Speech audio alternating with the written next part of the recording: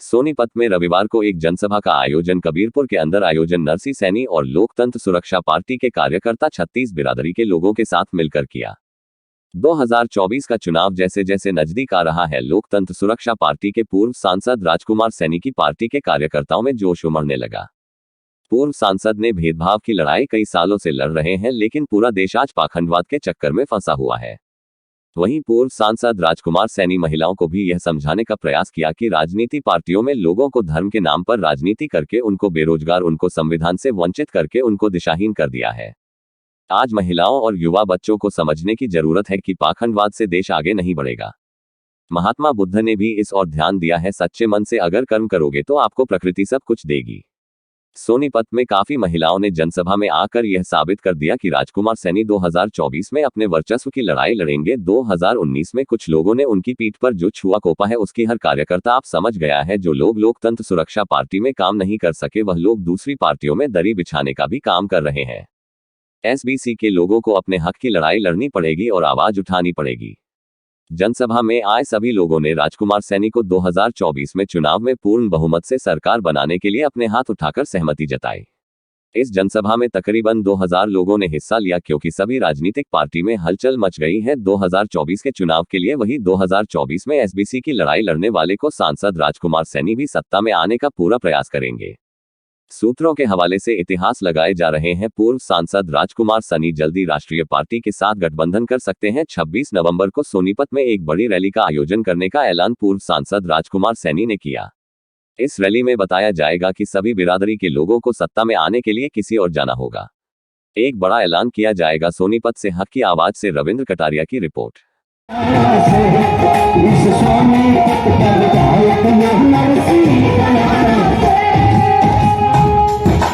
जीतेगा भाई जीतेगा नरसिंह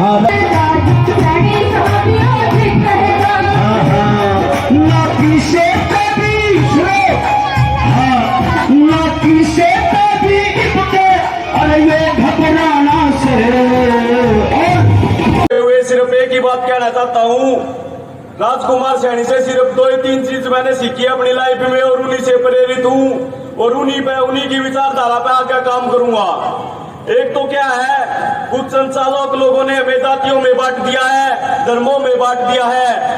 यहाँ पर सभी समाज के लोग बैठे हुए हैं। मैं उनसे एक सवाल करता हूँ, जब ये हवा चलती है इससे सांस सभी समाज के लोग, सभी धर्मों के लोग इससे सांस लेते हैं, ये हवा किसी में फर्क करती है क्या?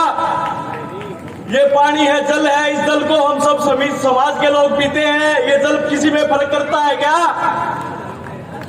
ये सूरज है, ये सबको प्रकाश देता है, ये किसी में फर्क करता है क्या? ये हिंदू है, ये मुसलमान है, ये चूड़ा है, ये नाई है, ये सैनी है, ये जाट है, ये किसी में फर्क करता है क्या?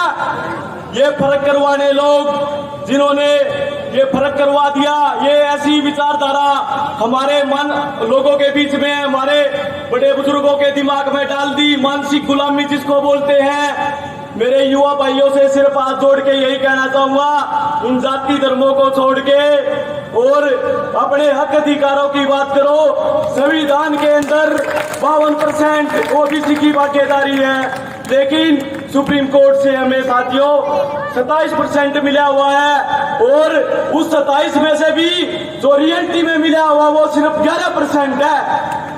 जो समाज राजनीति के करीब रहे हैं उन्हीं लोगों ने हमारे हक अधिकार खाए हैं। राजकुमार सैनी सिर्फ यही बात आप लोगों को समझाने की कोशिश करते हैं कि भाई जो संचालक लोग तुम्हारे बच्चों के हक अधिकार खाए हुए बैठे हैं, उन लोगों की चाल को समझो और अपने हक अधिकारों के लिए जंगे मैदान में उतरो।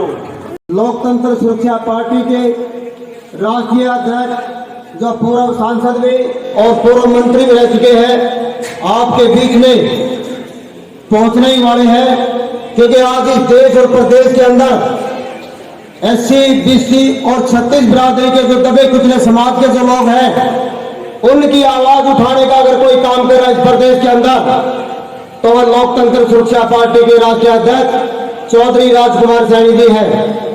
अपने दमदार भाषणों की वजह से जाने जाते हैं पूरे प्रदेश के अंदर, देश के अंदर। रेलवे में 8% है, नीति आयोग, विधि आयोग में 7 और 8% है। राष्ट्रपति भवन में 6% है।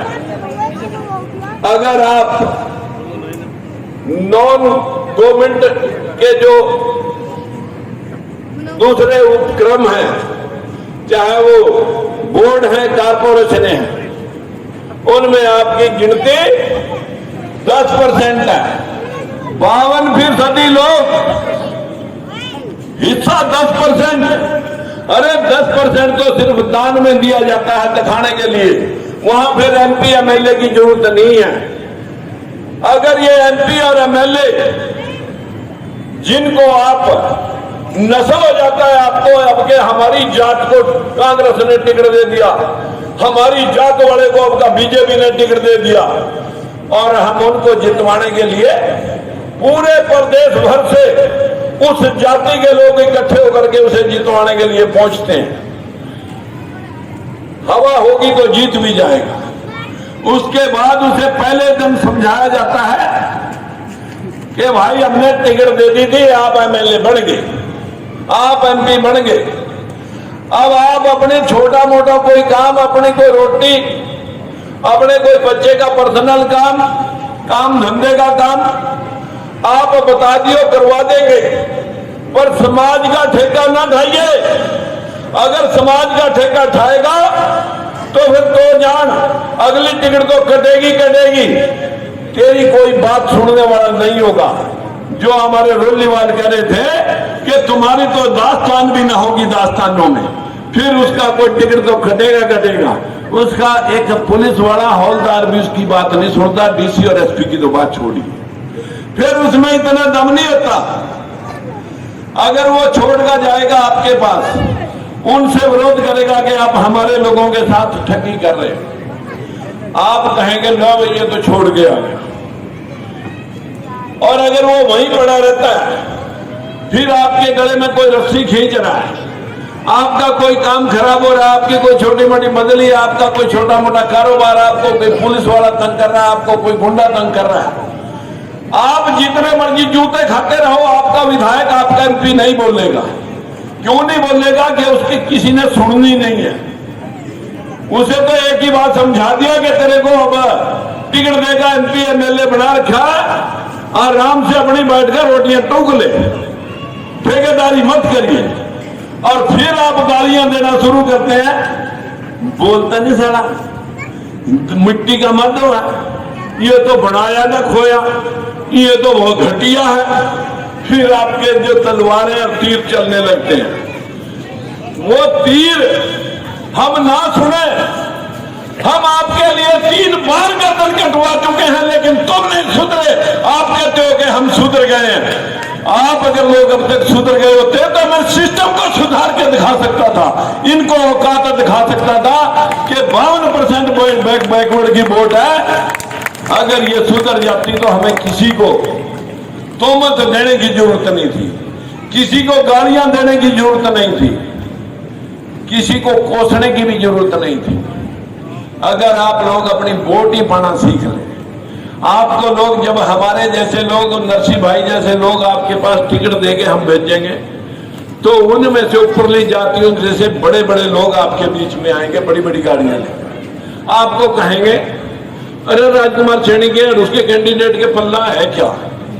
अरे 1500 वोट आ जाएंगे, तुम अपनी वोट खराब क्यों करो?